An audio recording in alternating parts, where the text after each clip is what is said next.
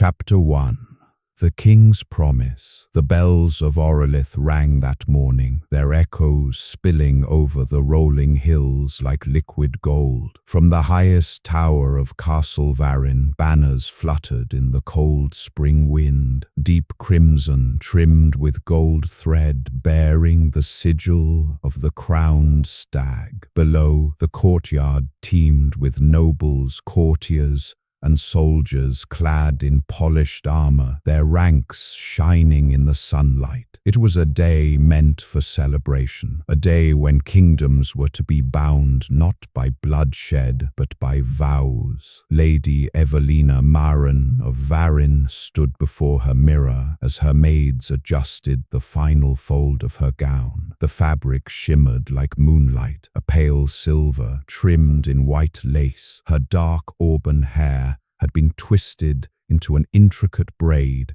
and crowned with pearls. Yet for all her beauty, her expression was that of a woman walking toward her own fate, not her fortune. "You look as if you're going to war, not a betrothal," murmured Lydia, her closest maid, as she pinned the last strand of hair into place. Evelina smiled faintly at the reflection. "In this world, Lydia, sometimes there's no difference." Outside her window, the banners of King Aldred of Illyria waved in the wind, bold, confident, ruthless. His armies had marched across half the continent in the last 5 years, uniting warring provinces under his rule, and now, by marrying Evelina, the daughter of Duke Maren, the last noble power resisting his reach, he would secure the last piece of his conquest. A marriage for peace, they called it. But Evelina knew peace born from fear was only silence wearing a crown. When the bells struck noon, she was escorted down the marble stairs by her father, Duke Alaric Maren, a man of iron composure whose face betrayed nothing of what he truly felt. "You will remember who you are," he said quietly, his arm stiff beneath hers. "You are a Maren, the last daughter of Varin. The eyes of 2 kingdoms will be upon you today." Evelina turned to him. "And if my heart rebels against it,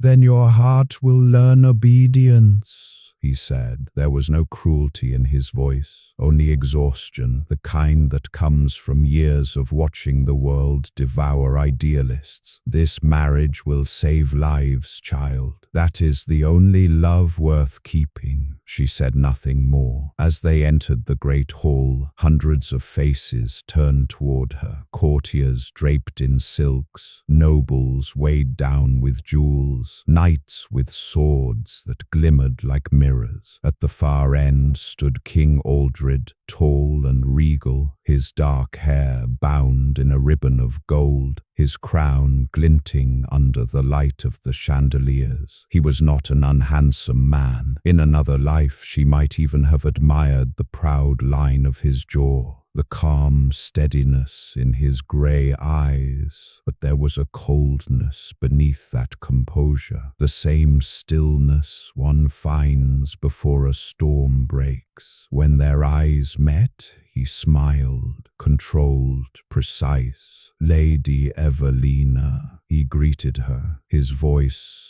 carrying easily across the hall. "At last, the union of Illyria and Varin stands before the gods." She curtsied deeply. "Your Majesty honors me." Aldred offered his hand, and she placed her gloved fingers upon his. The hall erupted in applause as the priest raised his staff and began the formal blessing. Words of duty and unity filled the air, heavy as incense. But as Evelina lifted her gaze, her breath caught. Standing to the right of the dais, among the king's personal guard, was a man she had never seen before. He was tall, broad-shouldered, his armor more functional than ornate, the mark of someone who earned his place through skill rather than favor. His hair was dark, almost black, cut just short enough to reveal the sharp lines of his face. But it was his eyes that struck her most. Clear, steady, the color of storm-tossed steel. For a moment, one impossible,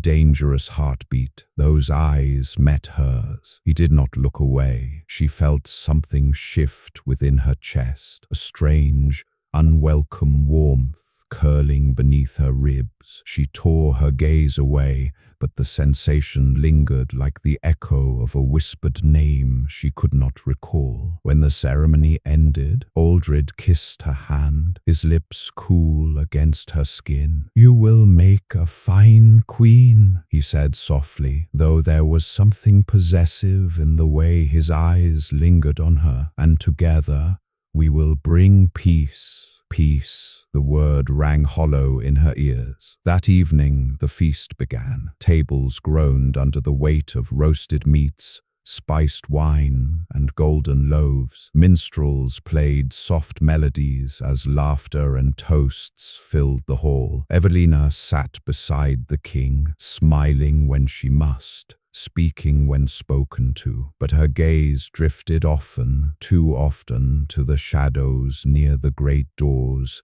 where the royal guard stood. She saw him again, the same soldier. Now she could see the faint scar that traced his jawline, a mark of some forgotten battle. His gaze was forward, never straying from his post, but she sensed an awareness between them, as though he felt her eyes upon him. When the king rose to speak, proclaiming his future bride to the court, the hall erupted once more in cheers. Evelina forced herself to smile, to lift her cup in acknowledgement, yet beneath the table her fingers clenched tightly around the silk of her gown. Later, when the music quieted and the torches burned low, Evelina stepped out onto the castle balcony. The night air was cool, filled with the scent of pine and distant rain. Below, the courtyard shimmered with lanterns reflecting off marble and steel. She breathed deeply, seeking a moment of solitude. "Your Grace," a voice said behind her. She turned, and there he was, the guard. He stood in the doorway, one hand resting against the frame, as though uncertain if he should approach. "Forgive me," he said quickly, bowing his head. "The king ordered that you be watched while outdoors. I meant no intrusion." "Then you are following orders?" "Well," she said, a faint smile touching her lips. "And what is your name, good soldier?" He hesitated. "Sir Rowan Hale, your grace?" "Sir Rowan," she repeated softly, as though testing the sound. "You're not of Valyrian birth, are you?" "No, my lady. I was born in the borderlands. The king raised me after my father fell in his service." "So you owe him your life," she said. Rowan's jaw tightened. "I owe him my loyalty, but life that I have learned to keep for myself." There was something in his tone, quiet, resolute, that struck her deeply. She studied him in the torchlight, noticing the faint weariness in his eyes, the way he carried the weight of unseen scars. "You speak freely for a guard," she said. He met her gaze evenly. "Perhaps because I see no queen yet, only a woman who does not wish to be one." Evelina's breath caught. For a moment the air between them stilled. No crown, no throne, no walls, only two souls caught in the wrong places at the wrong time. "You presume much, Sir Rowan," she said softly, though her voice trembled. He bowed slightly. "Forgive me, I will take my leave." As he turned to go, she said, "Wait." He stopped, his hand on the door. "I appreciate honesty," she said quietly. "It is rare in this castle." Rowan inclined his head. "Then I will be honest again, my lady. Whatever path this court sets for you, it will not be kind. Be wary of those who smile too easily." And with that he was gone, vanishing into the corridor like a shadow swallowed by firelight. Evelina remained on the balcony, her heart unsteady. The wind stirred her hair, carrying the faint echo of bells in the distance. Somewhere deep within her, a truth she dared not name began to awaken, a truth that whispered that duty could chain the body, but never the heart. And though she did not yet know it, that night had changed everything, for the woman promised to the king had just met the man who would one day risk everything to steal her heart. Chapter 2. The Guard and the Bride. The days that followed the betrothal were a blur of silks, gold, and endless ceremony. Courtiers swarmed the halls like jeweled moths, whispering their flattery to the soon-to-be queen. Everywhere Evelina went, eyes followed her, some admiring, some calculating, some envious. She had learned to walk gracefully under their gaze, to smile when spoken to answer every question with poised diplomacy. But her heart was elsewhere, in the shadows, among the steel and silence, where Sir Rowan Hale stood watch. That morning she sat in the palace gardens, embroidery untouched on her lap. Her lady-in-waiting, Lady Corinne, chattered endlessly beside her about fabrics for the wedding gown, lace from the South Isles, pearls from the western coasts,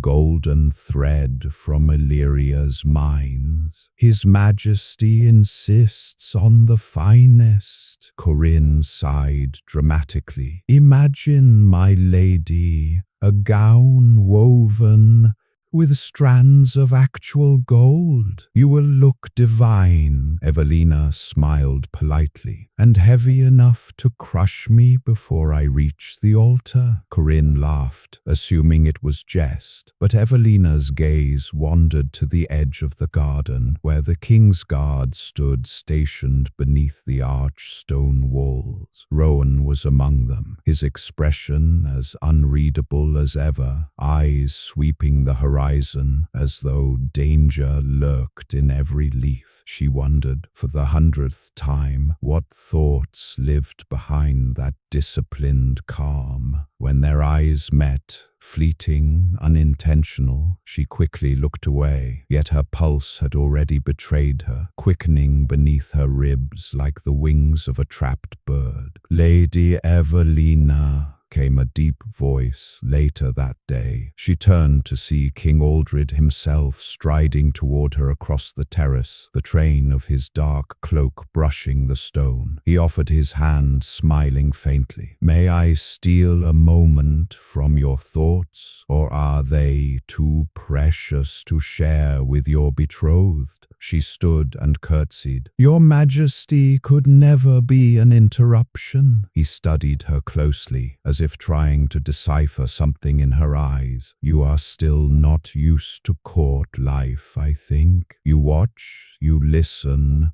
but rarely do you speak your mind. Perhaps I have little worth saying," she said lightly. Aldred's gaze sharpened. "You were not chosen for your silence. The queen I need must be more than a symbol. She must stand beside me, command respect, be my equal." The words might have flattered her, had they not been spoken like a demand rather than an invitation. He stepped closer, lowering his voice. "In 3 weeks' time, when the vows are spoken, this castle and this throne will be yours as much as mine. But I would know that your loyalty is already there." Her throat tightened. "You have my loyalty, my king, and my affection, I hope." His tone softened then, his hand rising to brush her cheek. Evelina forced a gentle smile, though her heart flinched beneath his touch. "Of course." From the corner of her eye she caught sight of movement, a figure turning discreetly away by the archway. Rowan, for a single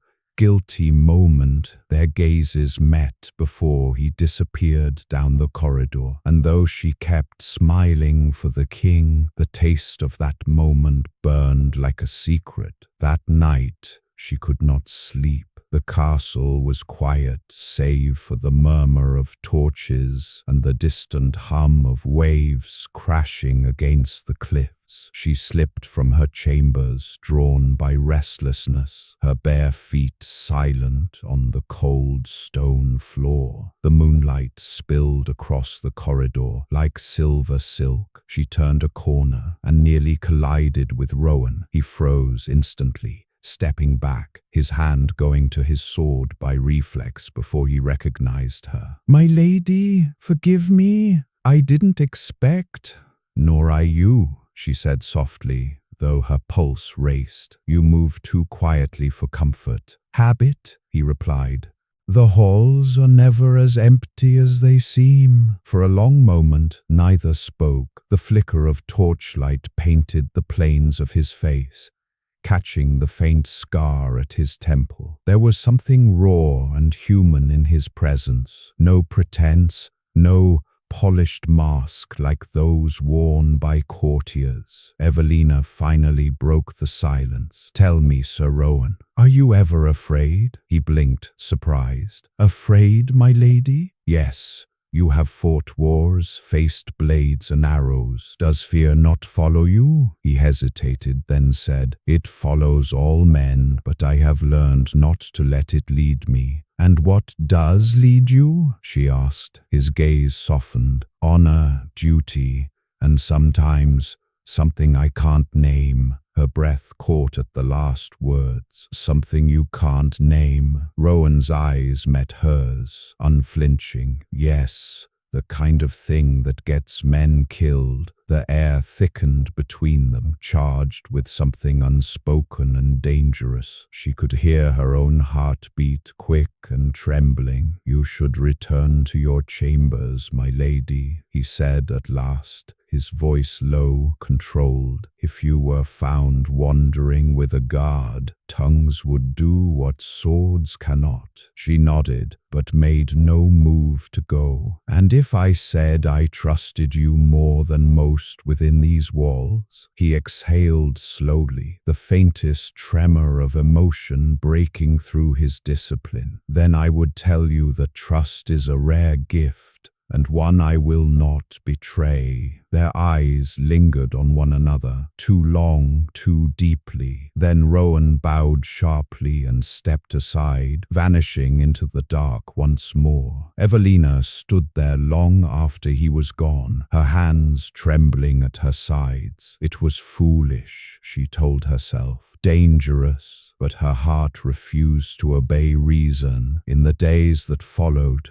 she saw him often, always from afar, always among the others, yet there was a silent understanding between them, a glance that lingered too long, a nod too subtle to notice, a moment of awareness shared in crowded halls. During archery practice one afternoon, she walked the training fields beside Lady Corinne, pretending interest in the soldiers' drills. Her eyes, however, found Rowan easily, loosing arrow after arrow with calm precision. The rhythm of it mesmerized her. Draw, breathe, release. Each shot struck true. The commander noticed her watching. "The Lady of Varin has an eye for fine soldiers," he said with a grin. "Sir Rowan is the king's best marksman, never missed his target." Evelina smiled faintly, perhaps because he never aims without purpose. The commander chuckled, missing the weight of her words entirely. When Rowan's gaze met hers, he offered a barely perceptible bow,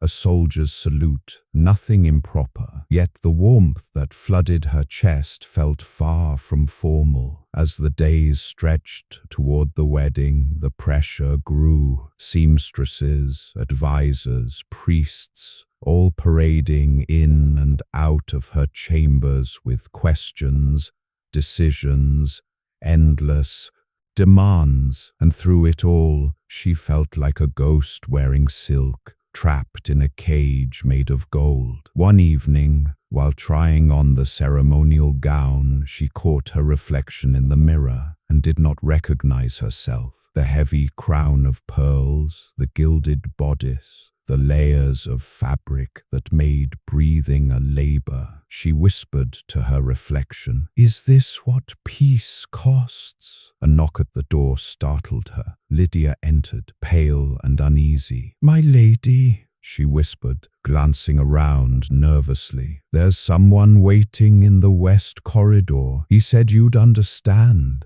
Evelina's heart stuttered. "Who?"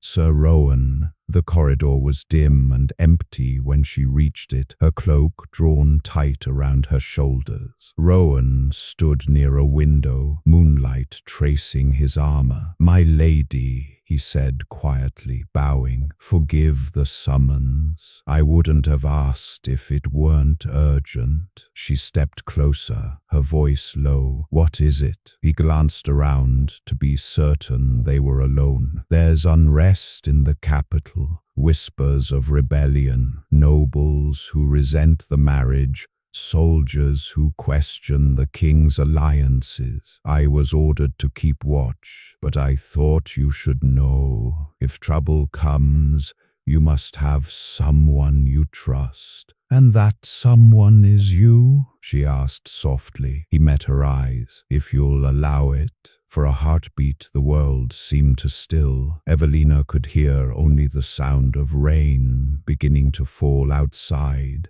the faint rhythm against the stone walls. "Why?" she whispered. "Why would you risk so much for me?" Rowan hesitated, then said with quiet conviction, "Because I've seen what happens to people who have no one to fight for them, and because—" He stopped himself, swallowing the rest. Evelina stepped closer, her eyes searching his. "Because what, Sir Rowan?" He drew a slow breath, his voice rough now. "Because I can't stand the thought of harm coming to you." The distance between them vanished. Her fingers brushed his gauntleted hand, a single trembling touch. For an instant it felt like the world was holding its breath with them. Then footsteps echoed down the hall. Rowan pulled back sharply, his composure snapping into place. "Go!" he hissed under his breath. "Quickly!" Evelina turned,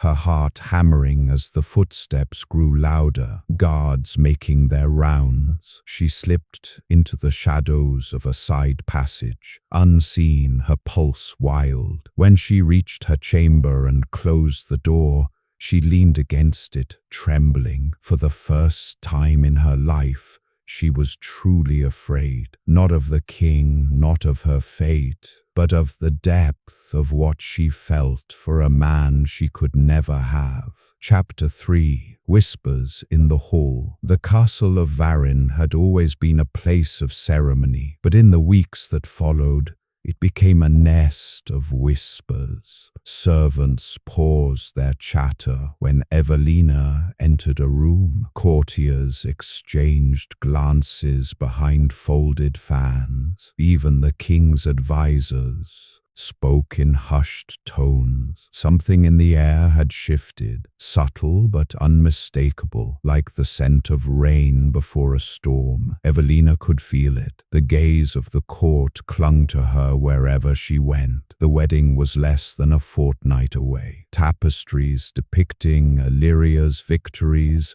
were being hung across the corridors. Gold and white banners fluttered from the towers, symbolizing unity between the two kingdoms. But within the marble walls, unity was the last thing being bred. Evelina sat in her chamber as Lydia brushed her hair, each stroke quiet, careful. The firelight flickered across the polished floor, warming the chill of early evening. "My lady," Lydia began hesitantly, "may I speak freely?" Evelina looked at her reflection. "You may. There are—" Rumors, Lydia whispered, among the servants, about you and the king's guard. Evelina froze, the brush stilling in her hair. What rumors? That he has been seen near your chambers at odd hours, that your eyes follow him during court gatherings. Some say, Lydia swallowed hard. Some say he will not live to see the wedding. Evelina turned sharply. Who told you this? No one directly. You know how gossip spreads here, faster than fire in dry grass. But please, my lady, if there is truth in any of it, you must be careful. The king is not blind. Evelina rose from her chair, her heart pounding. There is no truth, she lied, forcing calm into her voice. Sir Rowan is a loyal soldier, nothing more. Lydia looked as though she wanted to believe her. As you say, my lady. But as the maid left, Evelina pressed a trembling hand to her chest, because in her heart she knew that lies told to others are bearable. It's the ones we tell ourselves that burn the deepest. Later that night, the corridors were alive with faint music and candlelight as nobles gathered for a banquet in honor of the upcoming union. The hall smelled of roasted pheasant and wine, of perfumes and ambition. King Aldred sat at the head of the long table, his gaze sweeping the room like a hawk surveying its prey. Evelina sat beside him, smiling when he spoke, nodding when required, but her mind was elsewhere. She couldn't help it. Her eyes found Rowan easily, standing at his post along the far wall. He wore the king's crest across his armor, his sword sheathed at his side, his expression cold and disciplined. But she could sense tension in his stance, like a bow drawn too tight. Their eyes met for the briefest moment. Then someone else noticed. Lady Corinne, seated across the table, followed Evelina's gaze. Her painted lips curved in the faintest smirk before she raised her goblet. So quiet, my dear Evelina, Corinne purred. If I didn't know better, I'd say you find these celebrations tiresome. Evelina smiled faintly. Perhaps joy is quieter for some than others. Or perhaps, Corinne said, swirling her wine, joy is waiting for the right company. King Aldred glanced between them, his expression unreadable. You speak boldly tonight, Lady Corinne. She dipped her head with exaggerated grace. Forgive me, Your Majesty. I merely meant that love has a curious way of finding its own rhythm. Don't you think, Lady Evelina? Evelina met her gaze evenly. Indeed, though some mistake curiosity for affection and gossip for truth. Corinne's smirk faltered for the briefest instant. The king chuckled, though there was no warmth in the sound. Careful, Corinne, Aldred said, his tone smooth but edged. The future queen has claws. Laughter rippled around the table, but the tension lingered like smoke. Evelina's hands stayed clasped in her lap, her pulse thundering. Across the room, Rowan's expression never changed, but his eyes softened briefly, almost imperceptibly, as if to say, "Be still." After the feast, when the guests began to disperse, Aldred requested Evelina walk with him in the gardens. The air was cold, the moon hanging like a watchful sentinel over the manicured hedges. Guards followed at a distance, torches flickering. "You handled yourself well," Aldred said. "Corinne has a tongue sharper than most daggers. Still, I sense you've grown restless lately." Evelina kept her voice calm. "Restless, my lord?" "Yes. Distracted,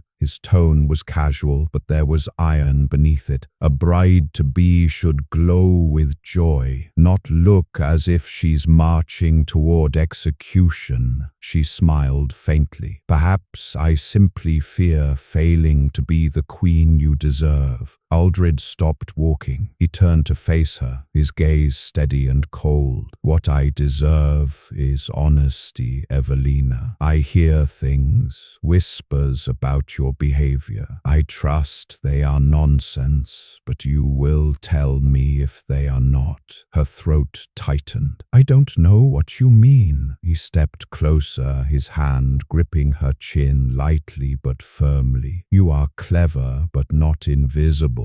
If there is anything I should know, now is the time. For a moment her fear threatened to surface. Then she drew herself up, her voice soft but resolute. Your Majesty, I have nothing to hide. Aldred studied her for a long moment, then released her chin. Good. He turned away, signaling the end of the conversation. See that it stays that way. The following morning, the palace seemed quieter than usual. The kind of quiet that listens. Rowan had not been seen since dawn. Evelina waited through breakfast, through the morning prayers, through the tedious ceremony of blessing the wedding gifts, until her patience snapped.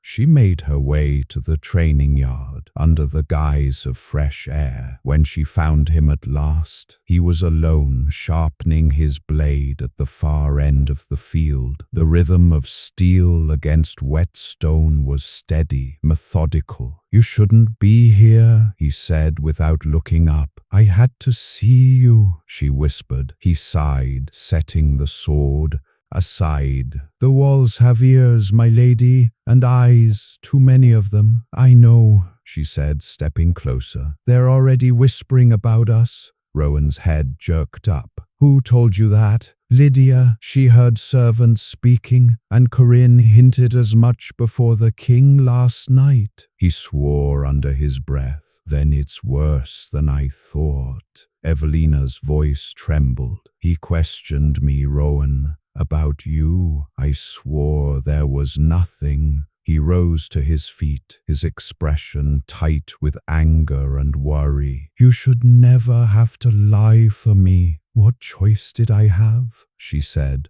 her composure breaking. Would you have me tell him that I... She stopped herself, her voice catching on the edge of confession. That you what?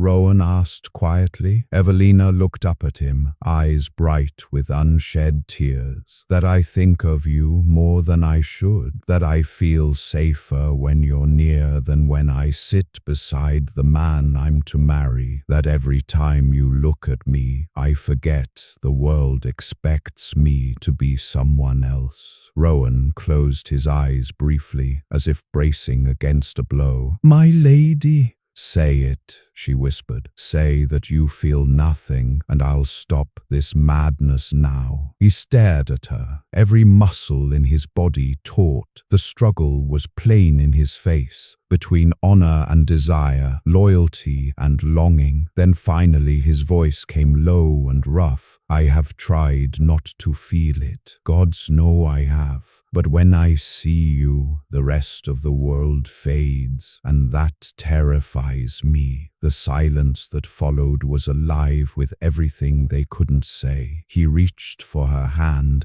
just once, just to hold it. Her fingers slipped into his, soft against the cold leather of his gloves. For that one stolen heartbeat, the world seemed to still. Then a voice shouted from the archway, Sir Rowan! They sprang apart. Another guard was approaching, bowing hastily. His Majesty commands your presence at once. The council meets in the war chamber. Rowan's face hardened. Tell him I'll come immediately. When the messenger hurried off, Evelina turned to him, fear in her eyes. What will you do?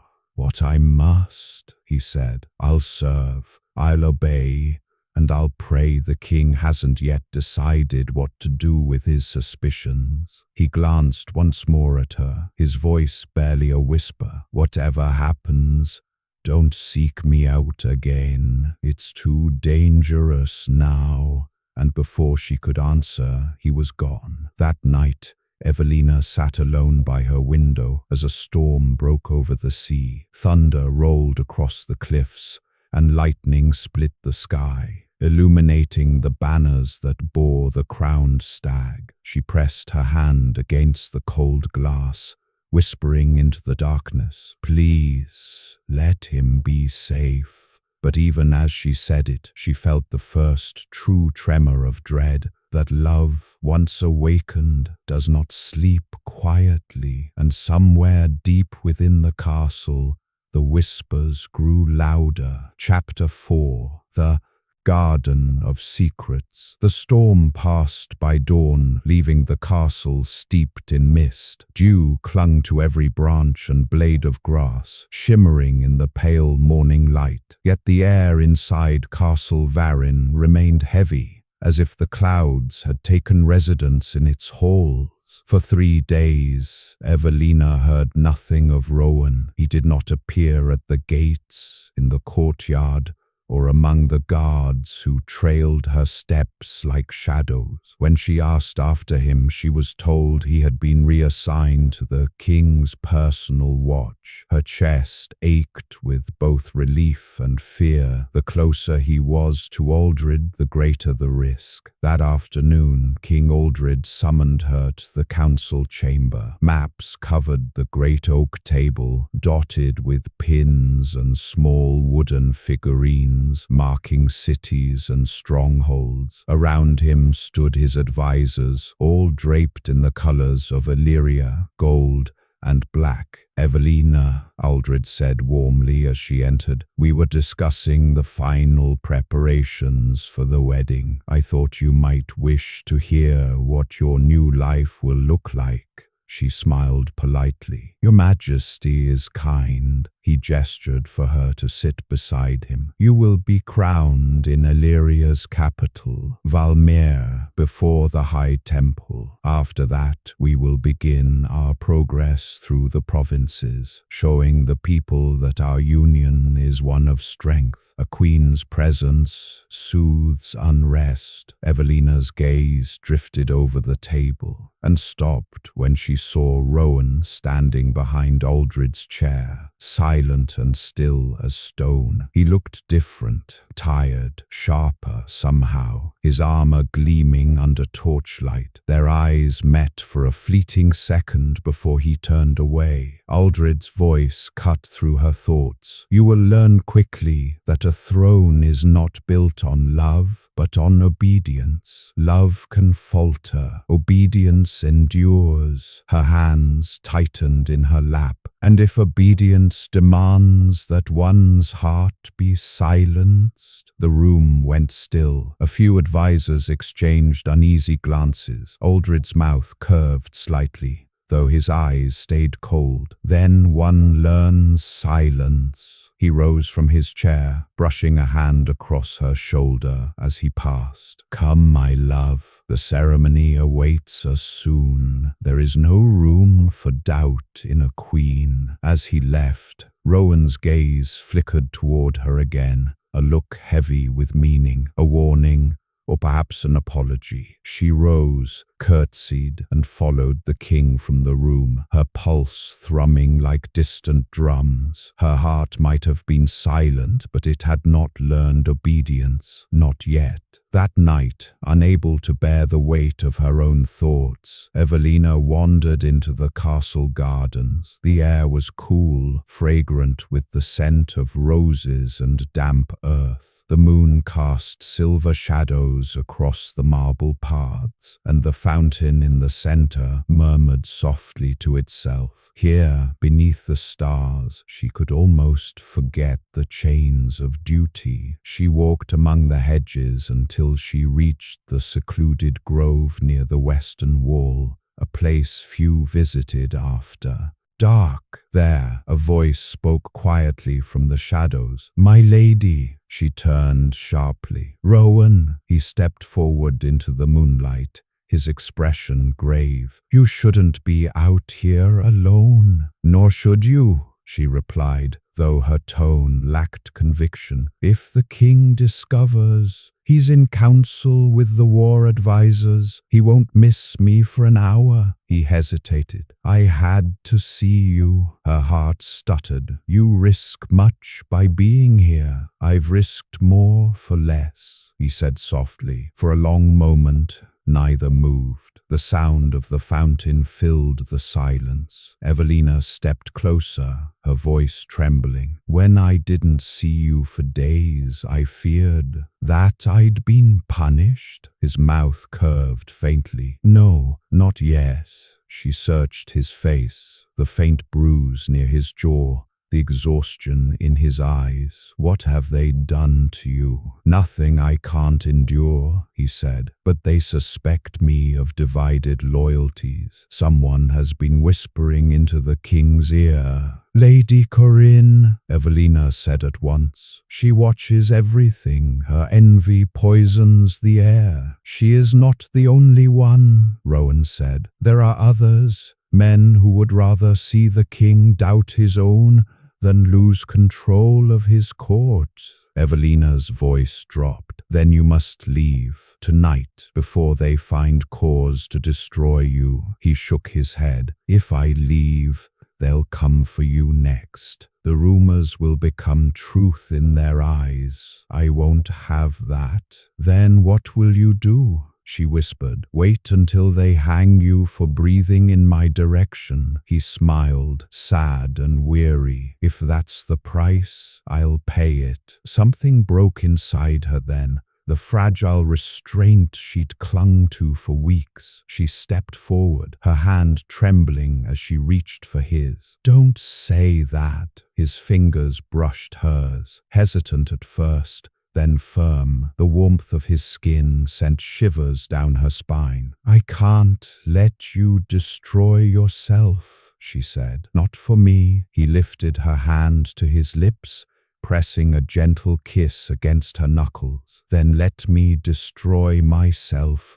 for something that matters." Her breath caught. "Rowan." He looked up at her, his voice low and fierce. "Do you know what it's like to stand near you and pretend I feel nothing, to hear your name spoken in another man's vow and say nothing? Every moment I hold my tongue, it feels like a blade pressed to my throat." Evelina's eyes glistened. "And yet here we are, both bleeding and neither free." "Then let us be free for one night," he whispered. The distance between them vanished. His hands rose to cradle her face, and she did not pull away. Their lips met, soft at first, hesitant, as if both feared the world might shatter from the touch. Then, as the moment deepened, the dam broke. Weeks of restraint, longing, fear, all dissolved into the kiss, fierce and tender all at once. When they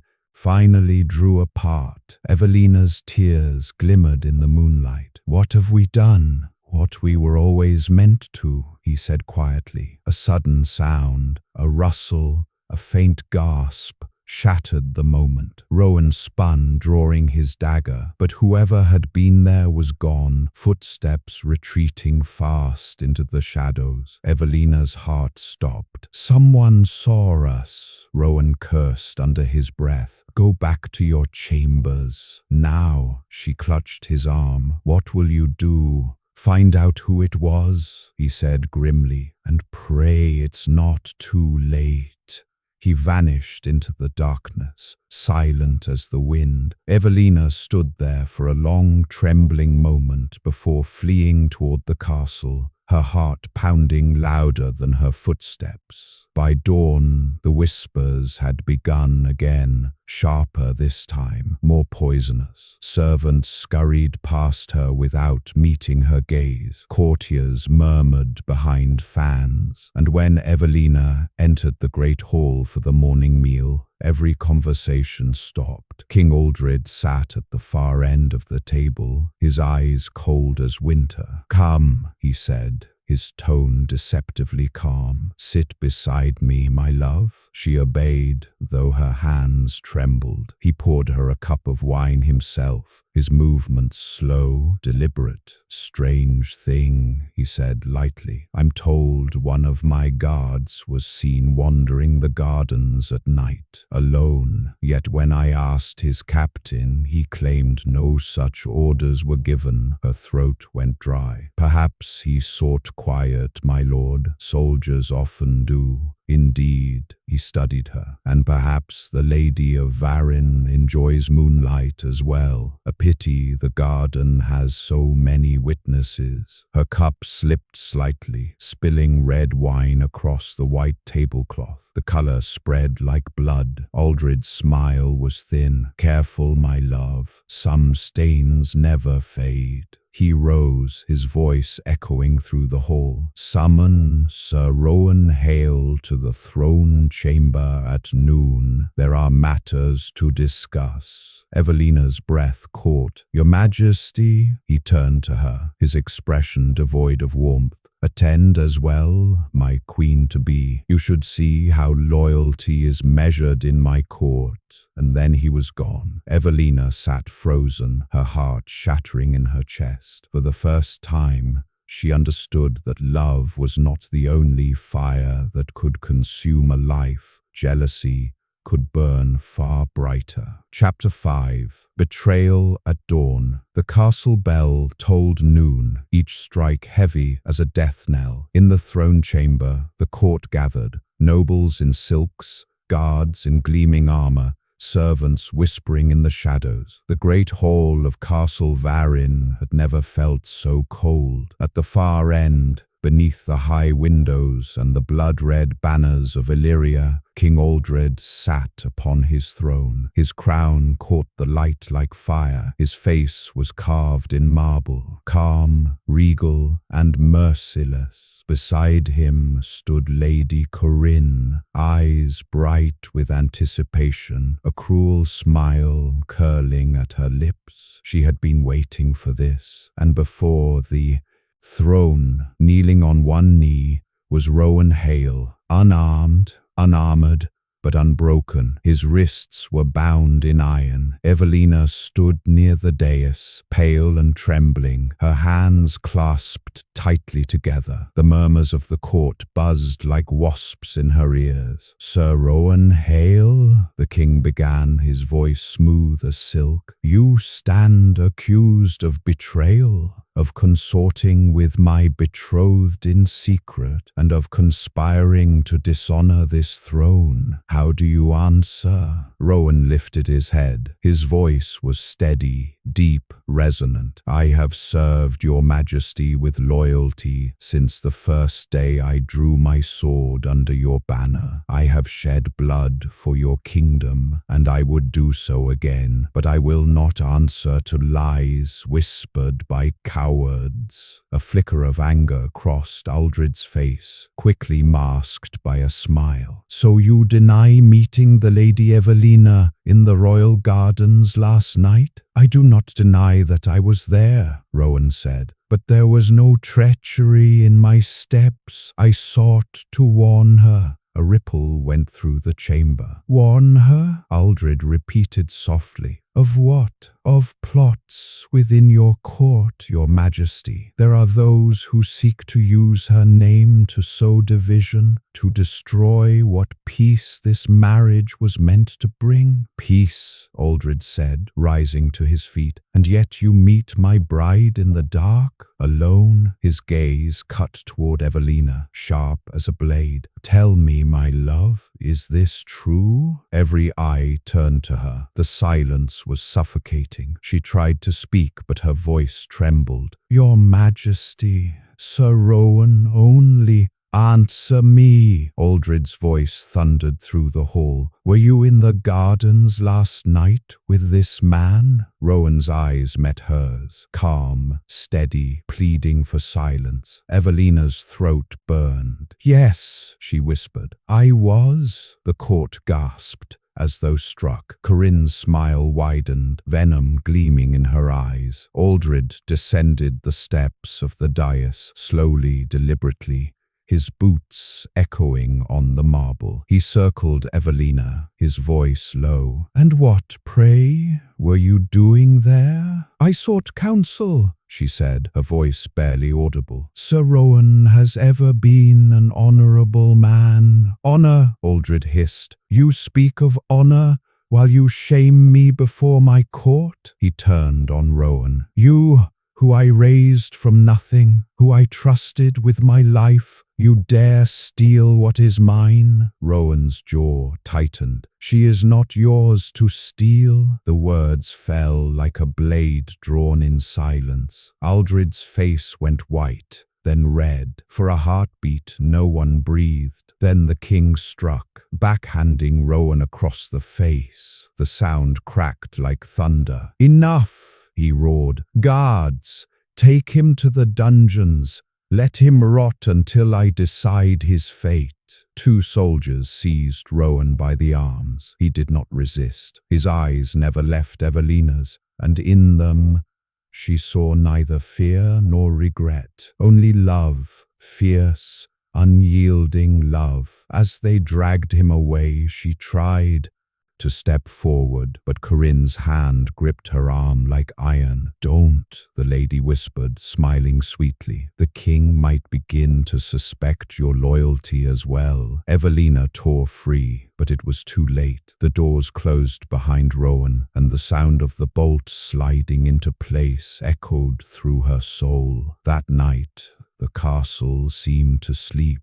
But Evelina did not. She sat in her chambers by candlelight, trembling hands clutching the hem of her gown. The walls felt like a prison, the silence unbearable. Every whisper from the courtyard, every creak of the floor made her heart jolt. At last, she could bear it no longer. She rose, threw on a cloak, and slipped from her room. She moved like a shadow through the corridors, her bare feet silent on the stone. Guards passed by, unaware. The air grew colder, damper, as she descended the stairs toward the lower levels of the castle, toward the dungeons. The corridor beneath the castle reeked of rust and rainwater. The flickering torches threw long shadows against the walls. She found him in the farthest cell, sitting against the stone, his hands still bound, but his head unbowed. When he saw her, his expression softened. The first warmth she'd felt in days. You shouldn't be here. I had to see you, she whispered. She pressed her hands to the bars. Aldred will kill you. Rowan rose, stepping close enough that their fingers almost touched through the iron. If he does, I'll die knowing I loved you as I should have, without regret. Her eyes filled with tears. Don't say that. There must be a way. There is none. I've defied a king.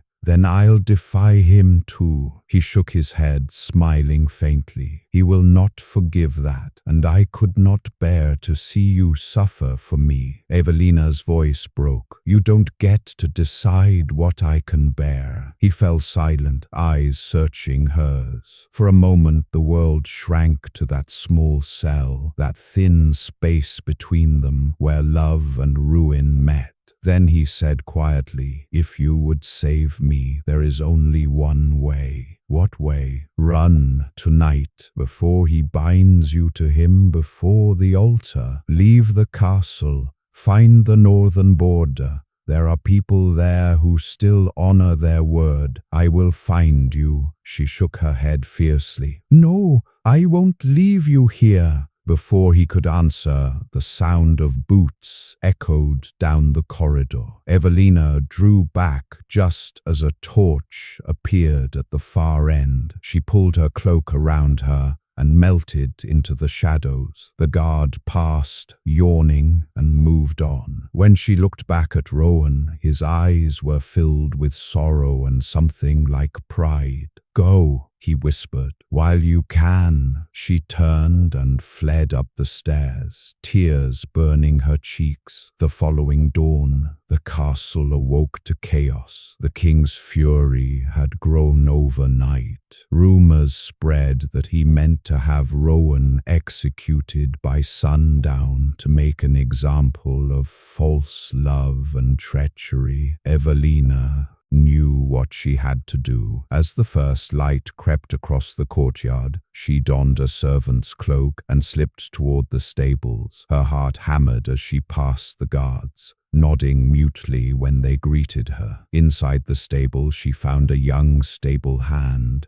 Thomas, the same boy who had tended her mare upon her arrival weeks ago. "My lady," he gasped, eyes wide. "You shouldn't, please," she said urgently. "I need a horse, quiet and fast." He hesitated, then nodded. "There's one, the black gelding by the wall. He won't make noise if you don't spur him." "Thank you." She pressed a gold ring into his palm. "Tell no one." She led the horse out into the courtyard, her cloak pulled low. The gates loomed ahead, heavy and shut, but two guards stood there, weary from the night storm. She needed a distraction, and fate or folly granted it. A cry rose from the inner ward. The kitchens were on fire. Flames licked the sky. Someone had spilled oil near the hearth. The guards turned at the commotion, and in that moment Evelina spurred the horse forward. The beast surged through the gate before they could react, hooves striking sparks on the cobblestones. By the time the alarm bell rang, she was already beyond the walls, riding hard into the forest. Behind her, the castle of Varin burned orange against the dawn. Within its dungeons, Rowan lifted his head as he heard the bell toll, a sound that was not alarm but promise. He smiled faintly in the dark. "Ride, my lady," he murmured. "Ride." Chapter 6. The Fall of the Crown. The forest swallowed Evelina whole. Mist clung to the trees, and the ground was slick with rain from the night before. Her cloak, heavy and soaked, trailed behind her as she urged the horse onward, deeper into the northern woods. She did not look back. She could not. Behind her lay the burning towers of Varin Castle, the weight of betrayal and a love now marked for death. Ahead lay uncertainty, a fragile hope that Rowan might yet live. Each hooffall echoed with a prayer. "Let him be alive. Let him find me." By nightfall, she reached the old border road, a forgotten path winding toward the mountains where Illyria met the free provinces of Thareth. There, the king's law held little sway. Bandits, rebels, and outcasts made their homes in those wild lands. Her mare staggered with exhaustion. Evelina dismounted, stroking its neck. "Rest," she whispered. "We'll find shelter soon." She led the horse toward an abandoned watchtower, half collapsed under ivy and thyme. Inside, the air was cold, the scent of damp stone filling her lungs. She sank to the floor, her body trembling from fatigue. Only then did the tears come. For the first time, she allowed herself to break. Silent sobs racking her chest. She had betrayed a king, forsaken her name, and lost the man she loved to a dungeon. Her fingers brushed the silver locket at her throat, a keepsake from her mother, the only piece of home she had left. She clutched it tightly. "Please," she whispered to the darkness, "don't let him die for me." At that same hour, far beneath Varin Castle, Rowan Hale knelt in chains. The dungeon stank of rot and iron,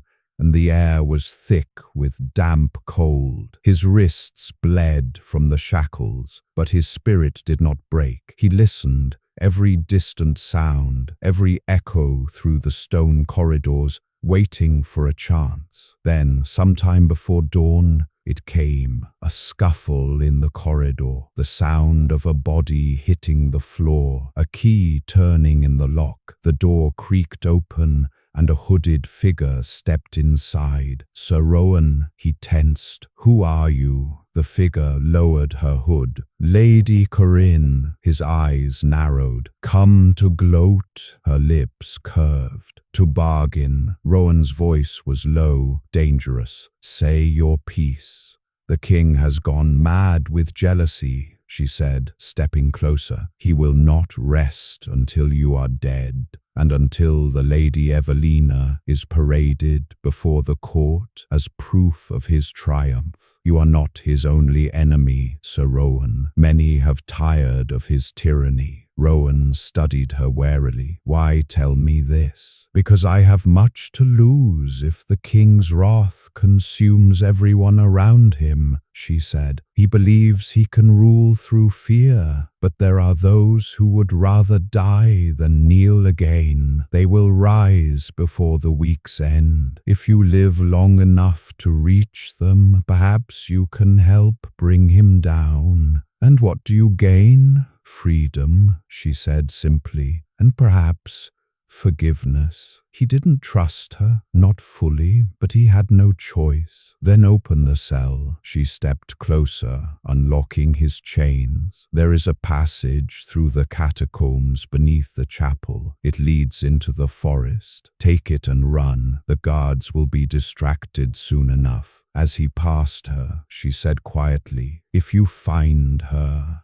tell her I never meant to destroy her, only to have what she had, and when I couldn't, I broke it." Rowan paused. "Then pray the gods forgive you. I haven't the strength." And he was gone. By dawn, Castle Varin was in chaos. The rebellion Lady Corinne had spoken of erupted like wildfire. The people of the lower city rose against the crown's taxes. The king's guards turned on one another, and smoke curled into the grey morning sky. King Aldred stood on the battlements, watching his kingdom unravel, fury etched into his face. "Find them," he roared. "Find the woman and the traitor. Bring me their heads." But it was too late. The tide had turned. The rebellion was at his gates. 2 days later, in the mountain pass, Evelina awoke to the sound of approaching hooves. Her heart leapt, fear and hope warring inside her. She pressed herself against the cold stone wall,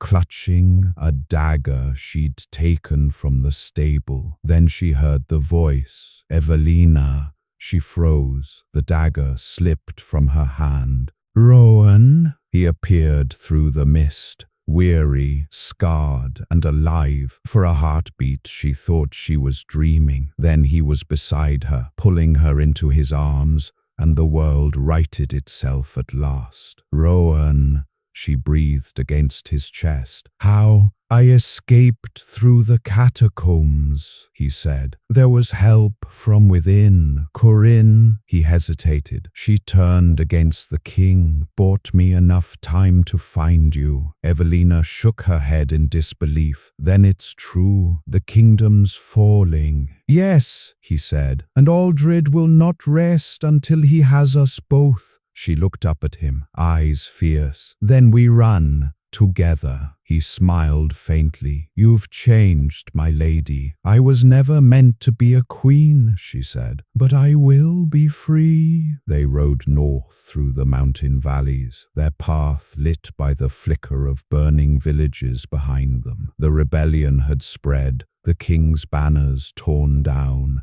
the cries of battle echoing across the plains. They found shelter in a small cottage near the river, hidden among the pines. For a few brief days, they knew peace. Rowan hunted, Evelina tended the fire. They spoke little. The world outside their door seemed too fragile to name aloud. At night, when the wind moaned through the trees, she would lie awake listening to his breathing beside her. Sometimes she would trace the scars on his hands, and he would catch her fingers and kiss them softly. "I should have taken you away sooner," he murmured one night. "And left everything behind," she whispered. "You couldn't. I wouldn't have let you.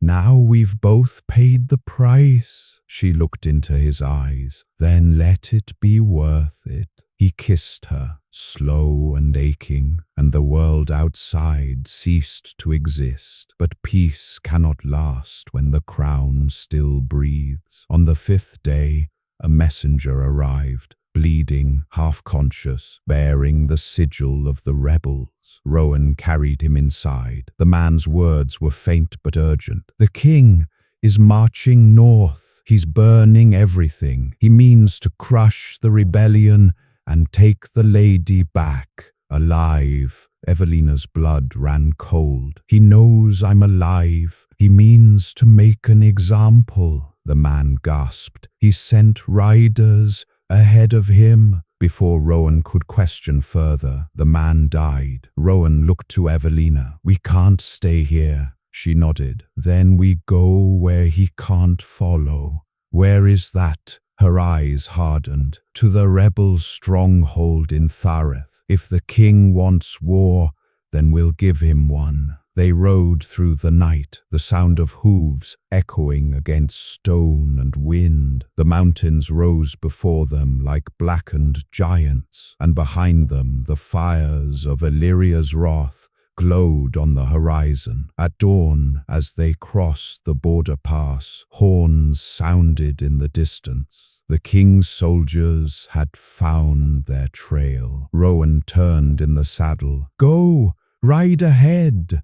I'm not leaving. You," he spurred his horse closer. "If they catch us both, it ends here. Go, Evelina, please." "No," she said fiercely. "Not again." And then, in the narrow mountain pass, they made their stand. Rowan dismounted, drawing his sword. "You'll have to go through me to reach her," he shouted. The soldiers charged. Steel met steel in the thin mountain air. Rowan fought like a man possessed. Every strike, every parry a prayer to keep her alive. Evelina, desperate, seized a fallen bow from the ground and loosed arrows into the advancing riders. For a moment, it seemed they might hold them off, until she heard the voice that froze her blood. "Evelina!" King Aldred himself rode through the smoke, his golden armor gleaming in the sun. His eyes found her instantly, and in them burned a madness that no crown could contain. "You are mine," he bellowed. "You were sworn to me."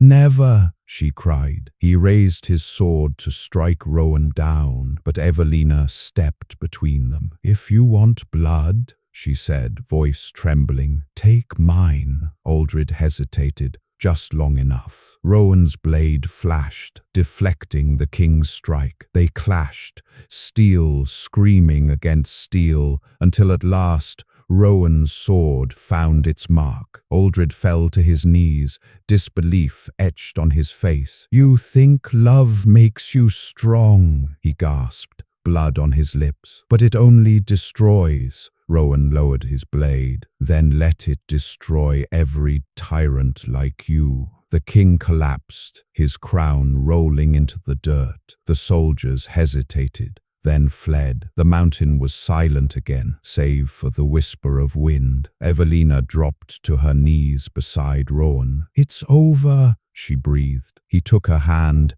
his face streaked with soot and blood. "No," he said softly, "it's only beginning." Chapter 7.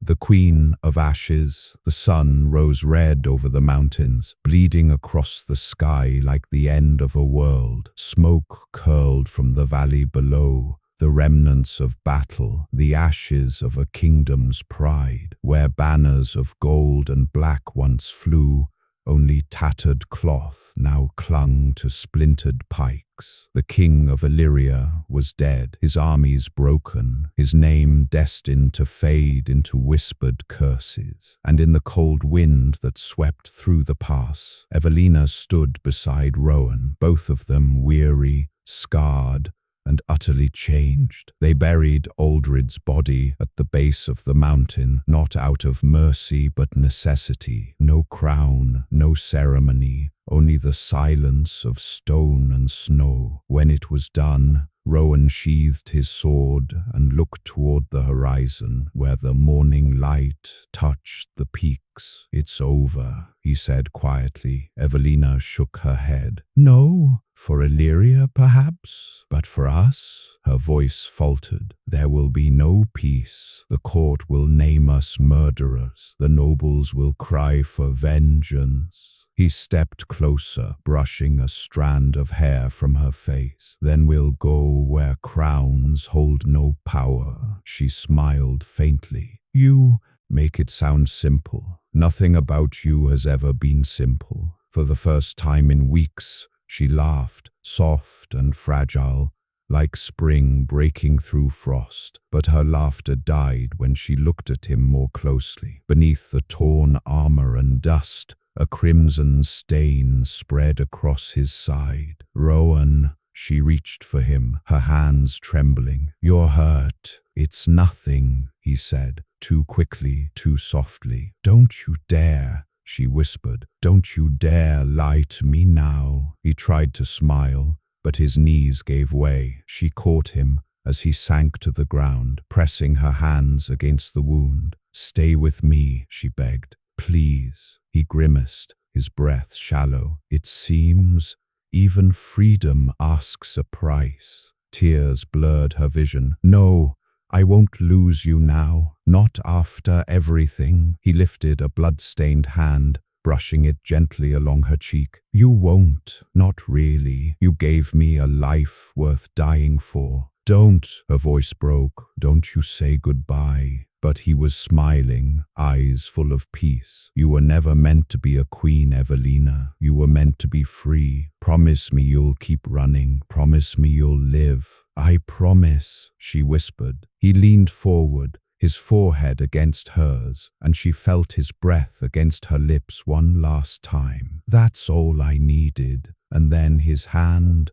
slipped from hers. For a long time, she didn't move. The wind howled around her, carrying away the smoke, the cries of the dying, the last remnants of war. When she finally stood, the world felt impossibly still. She built a cairn of stones over his body, each rock laid with trembling fingers, each one a memory. When it was done, she placed her locket atop the mound, the silver gleaming faintly in the cold light. "You were my heart," she whispered, "and now you'll be my strength." She turned and walked away, never looking back. Weeks passed. News of the king's death spread across the realm. Without an heir, Illyria splintered, provinces declaring independence, lords rising and falling like waves. Through it all, one name whispered on every tongue: the lady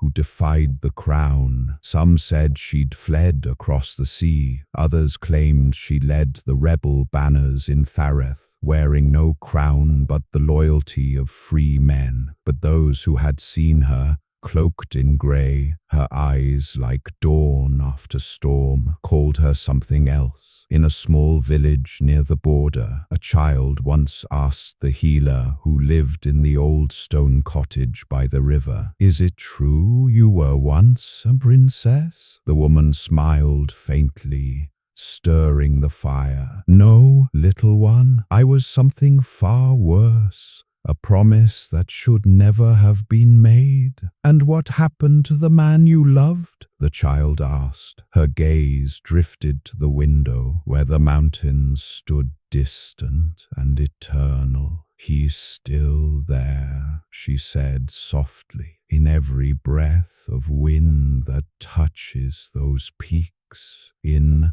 every moment I'm brave enough to keep living. The child tilted her head. Will you ever see him again? The woman smiled. One day, but not yet. That night, as the stars rose over the valley, Evelina stood outside her cottage, the river whispering nearby. She looked toward the mountains where the moonlight glimmered on snow, and in that pale light she thought she saw him, a shadow at the edge of the pines, tall and familiar, watching her as he had so many times before. For a heartbeat, her breath caught. Then she closed her eyes, and when she opened them again, the shadow was gone. But she smiled because she no longer needed to see him to know he was there. The wind carried the scent of pine and ash, and as she turned back toward the fire, Evelina whispered to the night, "Love was never meant to be caged by crowns.